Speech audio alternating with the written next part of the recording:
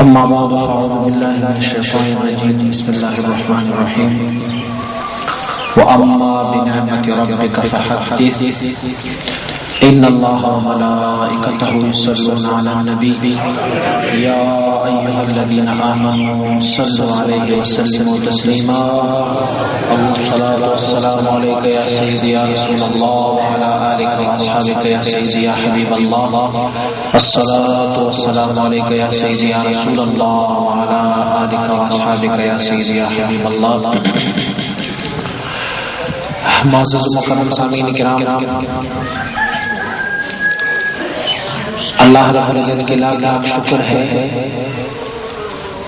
کہ پروردگار عالم نے ہم اور آپ کو حضور نبی اکرم صلی اللہ علیہ وسلم کے پاک امت میں سے پیدا فرمایا ہے۔ آج کی ہماری بزم، آج کی یہ محفل، یہ اللہ رب العزت کی دوستوں، اللہ رب العزت کی برگزیدہ بندوں کی سنگت کی محفل ہے۔ اور میں اکثر بیشتر یہ کہتا ہوں کہ ہماری محفلوں میں آنے والے لوگوں کو قال کی ضرورت نہیں ہوتی بلکہ ان کو حال کی ضرورت ہوتی ہے۔ مجھ سے پہلے حضرت نے یہی فرمایا، مثال آپ کے سامنے پیش کی کہ اگر میرے پاس کوئی شربت سرخ رنگ کی ہو، پیلے رنگ کی ہو، میں ان کی تعریف کر لوں کہ یہ شربت بہت مفرح ہے، بہت اچھا ہے، لیکن جب تک آپ اس شربت میں سے ایک گھونٹ نہیں لیں گے آپ کو شربت کے ذائقے کا کوئی پتہ نہیں ہوگا۔ اللہ رب العزت کی دوستوں کی مثال مشائخ اعظام فرماتے ہیں کہ اللہ کے دوست جو ہوتے ہیں اسے پہچاننے والے بھی اللہ کے دوست ہی ہوتے ہیں۔ عام لوگ اللہ کے دوستوں کو پہچان نہیں سکتے، ان کے ذہنوں میں کیا ہوتا ہے؟ یہی ان کے ذہن میں ہوتا ہے بھئی یہ بندہ تو ہمارے جیسے آنکھیں، ہمارے جیسے ہاتھ پیر، ہمارے جیسے جسم، ہمارے جیسے کھاتے پیتے ہیں، شادیاں کرتے ہیں، آتے ہیں، بیٹھتے ہیں، گفتگو ہوتی ہے، پر مجھ میں اور اس میں کیا فرق ہوا؟ میں جیسا بندہ ہوں وہ بھی اللہ کا ایسا ہی بندہ ہے۔ مولانا روم رحمۃ اللہ تعالی فرماتے ہیں کہ وہ لوگ جنہوں نے یہ سوچا ہے کہ اللہ کے محبوب بندے بھی ہمارے جیسے ہوتے ہیں، فرماتے ہیں میں آپ کو ایک مثال دیتا ہوں۔ آپ فرماتے ہیں گنا جس سے شکر بنتا ہے اور کھنے جس کو ہم چتوں کے اوپر ڈالتے ہیں، فرماتے ہیں شکل و صورت سے دونوں ایک جیسے نظر آتے ہیں، دونوں ایک ہی پانی سے سراب ہو جاتے ہیں، لیکن گنے میں مٹھاس ہوتا ہے اور کھنا جو ہے وہ اگر کبھی اپنے منہ میں رکھ لے تو منہ کو کاٹ ڈالتا ہے۔ فرماتے ہیں اگر مثال کی طرف جاؤ، شکل و صورت کی طرف جاؤ تو یہی بات تو کفار نے بھی کہی تھی نا، ما لہذا الرسول، یہ کیسا رسول ہے، یأکل الطعام، کھانا بھی کھاتے ہیں، ویمشی فی الاسواق، اور شہروں میں بھی گھومتا پھرتا ہے۔ اللہ رب العزت فرماتے ہیں کہ اگر ہم نے کسی ملک کو تمہارے پاس بھیجا ہوتا تو پھر آپ یہ تصور کرتے کہ یار یہ تو ملک ہے، یہ تو گناہ کرتا ہی نہیں ہے، اس سے تو گناہ کی نسبت ہی نہیں ہے، یہ تو ہماری جنس میں سے نہیں ہے، اسی لیے اللہ نے اپنے محبوب کو تمہاری جنس میں سے تمہارے پاس محفوظ فرمایا۔ اللہ رب العزت کے ان دوستوں کی مثال مولانا روم رحمۃ اللہ تعالی بزرگ گزرے ہیں، عالم گزرے ہیں، بڑے بڑے ماہر عالم تھے۔ آپ حضرت شمس تبریز رحمۃ اللہ تعالی کی صحبت کو دیکھا کرتے ہوتے تھے، ان کے ساتھ اپنے شاگرد ہوتے، حضرت شمس تبریز رحمۃ اللہ تعالی کے ساتھ اپنے مریدین ہوتے۔ شمس تبریز رحمۃ اللہ تعالی کے دل میں یہ بات آئی کہ پروردگار، اتنا بڑا عالم مولانا روم رحمۃ اللہ تعالی یہ صرف کتابوں کی طرف لگا ہوا ہے، اللہ کی وصف و قرب کی طرف نہیں آتا، اللہ رب العزت اس بندوں کی طرف نہیں آتا، کما کان وہ اللہ کی بندگی کی طرف نہیں آتا، کتابیں پڑھتے ہیں، شاگرد ہیں، لوگوں میں بڑا عزت ہے، پروردگار کاش یہ بندہ سلوک و تصوف کی طرف بھی آ جائے، اللہ کے دوستوں کی صحبت بھی اختیار کر لے۔ لیکن مولانا ابن رحمۃ اللہ تعالی کو تو اپنی کتابوں پہ فخر تھا، اپنی درس و تدریس پہ فخر تھا، اپنی بہتری اور فضیلت پہ فخر تھا آپ کو۔ ایک دن حضرت مولانا ابن رحمۃ اللہ تعالی مبارک اپنی شاگردوں کے ساتھ بیٹھا ہوا ہے اور حضرت شمس تبریز رحمۃ اللہ تعالی اپنی مریدوں کے صف میں مولانا ابن رحمۃ اللہ تعالی پوچھتے ہیں، یا حضرت یہ کیا بنا رکھا ہے؟ تمہارے مرید سامنے آ جاتے ہیں، بیٹھ جاتے ہیں، تڑپتے ہیں، اٹھتے ہیں، بیٹھتے ہیں، چلاتے ہیں، چیختے ہیں، کیفیت ہوتی، یہ کیا بنا رکھا ہے؟ کسی عالم کے پاس جاؤ، کوئی مسئلہ سیکھو، کچھ علم وغیرہ۔ آپ نے پوچھا ایک مسئلے کے بارے میں دریافت فرمایا شمس تبریز رحمۃ اللہ تعالی سے۔ شمس تبریز رحمۃ اللہ تعالی نے جواب دیا، مجھے اس مسئلے کے بارے میں پتہ نہیں۔ آپ نے فرمایا یہ تمہارے پاس جو کتاب ہے یہ کیا ہے؟ حضرت مولانا رحمۃ اللہ تعالی نے فرمایا یہ او صوفی، یہ میرے پاس جو کتاب ہے یہ قال کا علم ہے، قال یہ تیری سمجھ سے باہر ہے۔ آپ نے فرمایا صحیح۔ اگلے دن وہ اپنے درس میں مشغول ہے، مولانا رحمۃ اللہ تعالی اس زمانے میں یہ کتابوں کی چھپائی وغیرہ نہ ہوتی تھی، ہاتھ سے لکھا جاتا، سیاہی سے لکھی جاتی تھی۔ آپ گئے ان کے سامنے جو کتابیں پڑھی ہوئی وہ ساری اٹھائیں، قریب ایک حوض اور حوض پانی میں ڈالا ساری۔ مولانا رحمۃ اللہ تعالی بڑا ناراض ہوا، ہر کرنے لگے کہ حضرت یہ آپ نے کیا کیا؟ میرا سرمایہ آپ نے ڈبو دیا، کتنے محنت سے کتابوں کو لکھا گیا تھا، سیاہی سے ساری سیاہی مٹ گئی، اب کیا ہوگا؟ آپ نے فرمایا مولانا روم پریشان نہ ہو۔ آپ نے حوض کے اندر ہاتھ ڈالا، ان کی کتابوں کو وہاں سے نکالا، نکالنے کے بعد اس کتابوں کو ایسے جھاڑا اور اس میں سے گرد غبار ہو کے دکھایا مولانا رحمۃ اللہ تعالی کو، یہ تمہاری کتاب ہے۔ آپ نے پوچھا مولانا رحمۃ اللہ تعالی نے یہ کیا ہے جو تم نے کیا؟ آپ نے فرمایا یہ حال ہے، یہ قال نہیں ہے، تمہاری سمجھ سے باہر والی کام۔ اللہ رب العزت کی دوستوں کی نگاہ، ان کی نظر میں متاثر ہوتی ہے۔ حضرت سیدنا شیخ عبد القادر جیلانی رحمۃ اللہ تعالی اپنی مسجد مبارک میں تشریف فرمائے اور امتحانات ایک بندہ رات کی اس پہر میں آیا کہ اس وقت کوئی اور بندہ موجود نہیں۔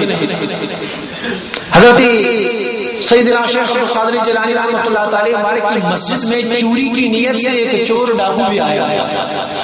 اب اس طاق میں بیٹھا ہوا تھا کہ کب وہ وقت آئے جب آپ حضرت سجدے میں جائیں اور میں کوئی شے چوری کر کے چلا جائے۔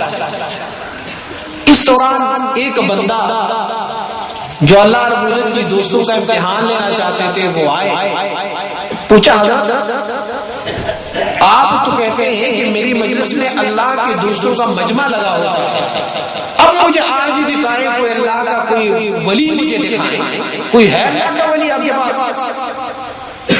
حضرت نے ایسے نگاہ اٹھائی، دیکھا مسجد کے کونے میں ایک بندہ بیٹھا ہوا ہے، اب جانتے ہیں کہ یہ چور ہے، چوری کی نیت سے آیا ہے۔ آپ نے انہیں اشارہ کیا، وہ کونے میں بیٹھا ہوا اللہ کا ولی ہے۔ اب کیا تھا؟ اللہ کی ولی کی زبان سے نکلی ہوئی لفظ اللہ رب العزت نے اس کو بعینی اسی لمحے ولایت کے درجے پہ سرفراز فرمایا، اس چور کی طرف اشارہ کر کے کہ یہ اللہ کا ولی ہے۔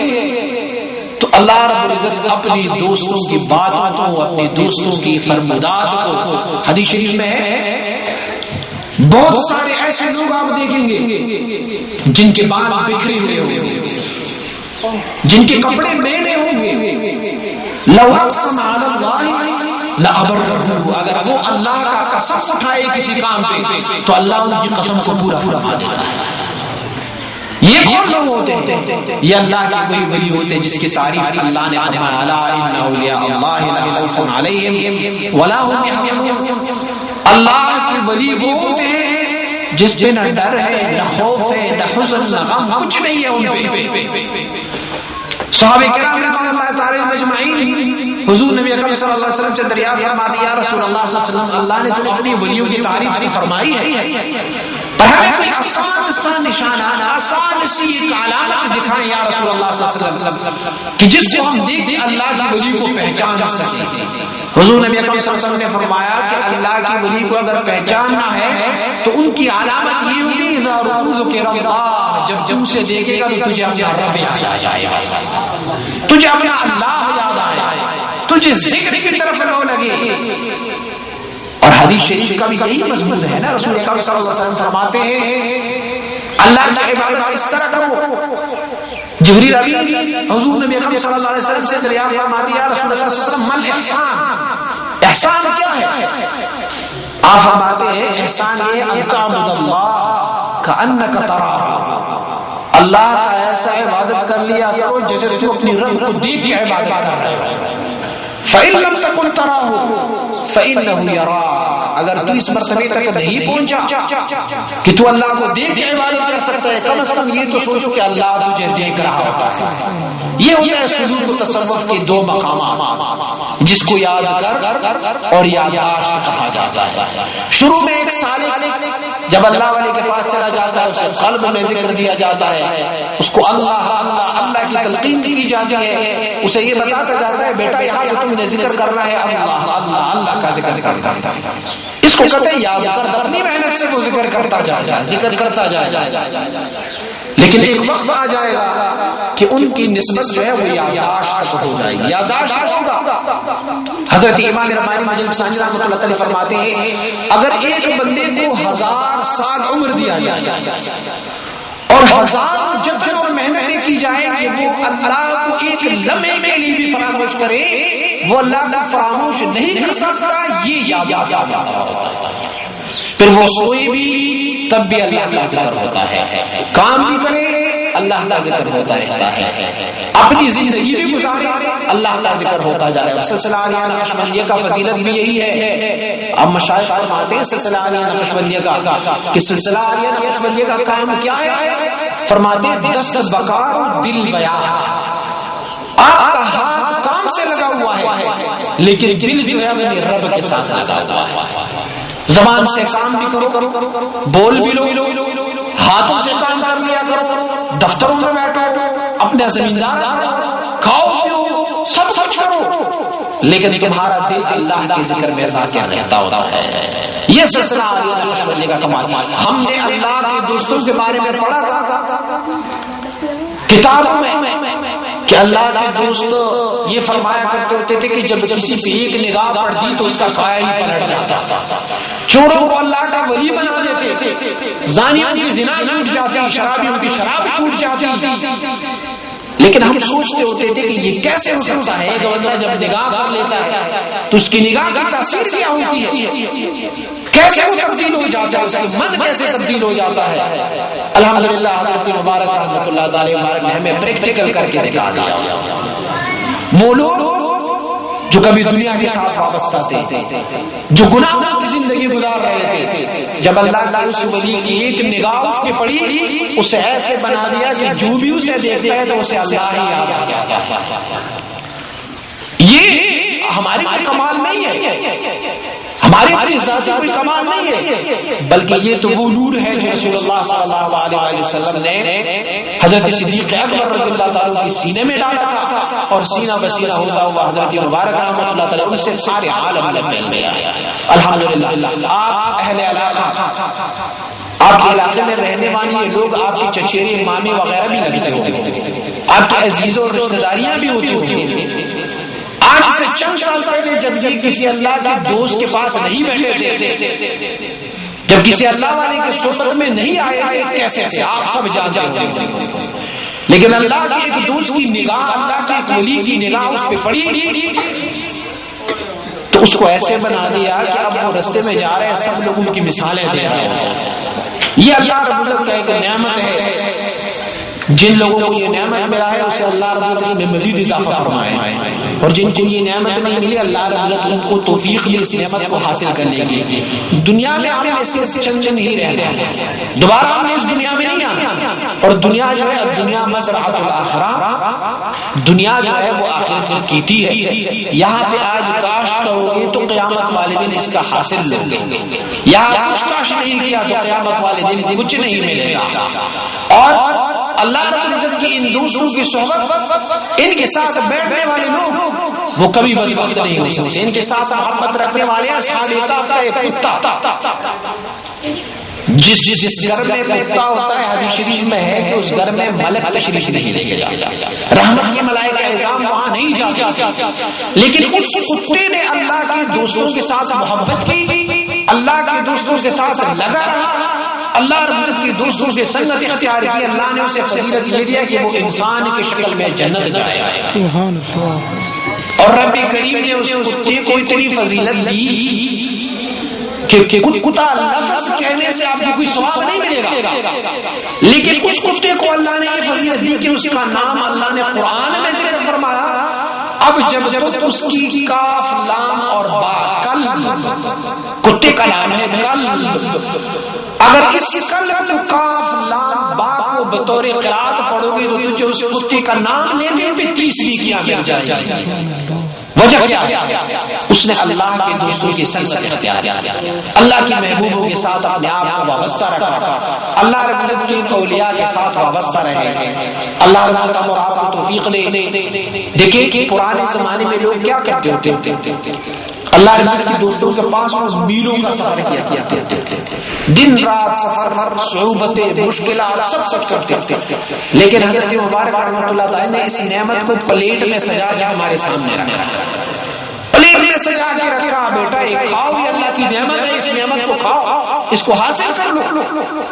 آپ لوگوں کی اتنی دور جا کے بھی گاؤں میں اللہ رب العزت کے اس ولی کا ایک نمائندہ یہاں بھی موجود ہے، اور یہ مت سوچے گا یہ تو ہمارے چچا کا بیٹا ہے، یہ ہمارے مامے کا بیٹا ہے، یہ تو ہمارا رشتہ دار ہے، یار ہم اپنے رشتہ دار کے پاس کیسے جائیں؟ دیکھیں ابو لہب اور ابو جہل نے یہی سوچا تھا کہ محمد رسول اللہ صلی اللہ علیہ وسلم یہ تو ہمارے رشتہ داروں میں سے ہے، یہ تو ہمارا بھتیجا لگتا ہے، یہ تو ہمارے چچا کا لڑکا ہے، ان کے سامنے ہم کیسے؟ لیکن بلال حبشی اور ابو بکر صدیق اور عمر فاروق اور عثمان غنی انہوں نے کہاں سے آ کے حضور نبی اکرم صلی اللہ علیہ وسلم بارک سے وہ فیض حاصل کر لیا۔ آج ابو جہل اور ابو لہب کا نام لوگ لیتے تو لعنت بھیج رہے ہیں، اور صدیق و عمر کا نام لیتے ہیں تو رضی اللہ تعالی عنہ کہتے ہیں۔ وجہ کیا ہے؟ انہوں نے حضور نبی اکرم صلی اللہ علیہ وسلم بارک کو علی کرم اللہ وجہہ، آپ رسول اکرم صلی اللہ علیہ وسلم بارک کے چچا کے بیٹے ہیں، لیکن انہوں نے وہ اپنی چچا داریت کو، وہ اپنی قرابت کو، اپنی رشتہ داری کو پس پشت ڈالا، اور بچوں میں سب سے پہلے ایمان لانے والے حضرت علی کرم اللہ وجہہ مبارک کے ساتھ آئے۔ اللہ اور آپ کو توفیق دے۔ یہاں جو محفل ہوتی ہے اس میں آپ لوگوں سے کوئی پیسہ تو نہیں لینا چاہتا، وہ یہ تو نہیں کہتا کہ آؤ ہمیں کوئی چندہ دو، کوئی نذرانہ دو، نہیں، مقصد کیا ہے؟ سسرالیہ نقشبندیہ کا مقصد یہ ہے کہ لوگوں کو اللہ کا ذکر کے لیے بلاؤ، بس صرف یہی مقصد ہے۔ اور جب ذکر کرو گے تو شریعت خود بخود تمہارے پاس آ جائے گا، دین اور اسلام کی سمجھ بوجھ بھی آ جائے گی۔ دیکھیں اگر آپ یہ تصور کریں گے یہ لوگ تو سب جاہل لوگ ہیں، عالم تو نہیں ہے، پڑھے لوگ نہیں ہے، پڑھے لکھے نہیں ہے، نہ ان کو اللہ رب العزت کی طرف سے علم عطا فرما دیتا ہے، وَعَلَّمْنَاهُ مِن لَّدُنَّا عِلْمًا۔ ان لوگوں کی سینوں میں حضرت مبارک رحمۃ اللہ تعالی کی توفیل ایک وارننگ سسٹم رکھا گیا ہے، ایک الارم رکھا گیا ہے، اگر یہ لوگ غلط کام کی طرف جاتے ہیں تو سب سے پہلے وہ الارم بج جاتا ہے۔ ان لوگوں کی سینوں میں وہ لطائف کا الارم لگا ہوا ہے کہ اگر کسی بد مذہب کے پیچھے نماز کے لیے کھڑے ہو جاتے تو فوراً انفارم ہو جاتا ہے کہ یار میں کسی بد مذہب کے پیچھے کھڑا ہوں۔ اگر کھانا کھاتے ہیں، اگر مشتبہ کھانا کھایا تو ایک لقمہ لینے کے فوراً بعد اسے پتہ چل جاتا ہے ان کے لطائف ایک دم بند ہو جاتا ہے۔ یہ چراغ ہوتے ہیں ان کے لطائف جو ان کو رستہ دکھلا رہا ہوتا ہے، وہ اللہ رب کی طرف سے ہدایت ہے۔ اللہ ہم اور آپ کو توفیق دے کہ اللہ کے نیک بندوں کے ساتھ وابستہ رہیں، ان کی سینوں سے اپنی سینوں کو منور کرتے جائیں۔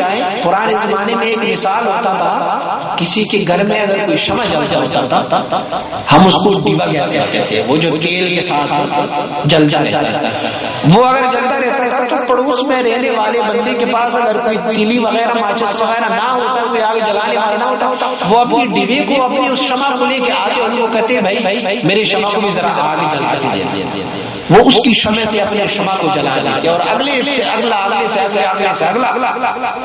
اسی طرح مشائخ اعظام کی سینے میں وہ مشکات ہوتا ہے، وہ چشمہ ہوتا ہے، وہ شیشہ ہوتا ہے، وہ آئینہ ہوتا ہے، وہ شمع ہے، وہ مصباح ہے کہ اگر ہم ان کی مصباح سے، ان کی شمع سے اپنی شمع کو روشن کرتے جائیں گے تو ہماری شمع سے بھی کسی اور کی شمع روشن ہو سکتی ہے۔ اللہ رب العزت سب کی شمع کو روشن بنائے، اللہ رب العزت اس گاؤں پہ اپنے رحمتوں کا نزول فرمائے۔ یا ہم اور آپ بیٹھے صرف اللہ کی رضا کی خاطر بیٹھے ہیں، ہمارا نہ کوئی ووٹ لینے آئے ہیں نہ کسی کو ووٹ دینے آئے ہیں، نہ آپ سے کچھ لینے آئے ہیں، ہاں دینے ضرور آئے ہیں، آپ کو دیں گے کچھ ضرور، لیکن آپ سے لینے نہیں آئے ہیں، آپ سے بھی لینے آئے ہیں لیکن ایک چیز آپ سے لیں گے، آپ کی محبت ہمیں چاہیے بس۔ آپ لوگوں کی اگر محبت ہو تو پھر اللہ والے جو ہے وہ دیتے، وہ خالی جھولی نہیں لوٹا دیتے بلکہ وہ دے دیتے ہیں۔ اللہ رب العزت ہم سب کی حاضری کو قبول منظور فرمائے۔ ہمارے صلاۃ والسلام علی مصطفیٰ